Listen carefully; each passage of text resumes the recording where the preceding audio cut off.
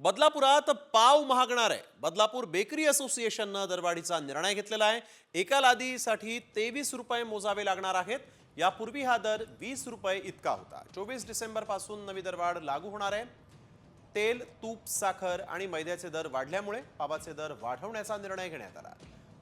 तर वाढती महागाई रोखण्यात सरकार अपयशी ठरत असल्याच्या निषेधार्थ सोमवारी बदलापुरातील सर्व बेकरी बंद ठेवण्याचा निर्णयही घेण्यात आलेला आहे.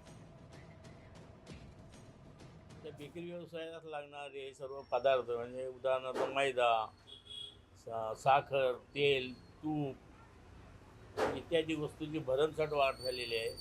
त्यामुळे बेकरी व्यवसाय सगळे तोट्यात चालू आहेत.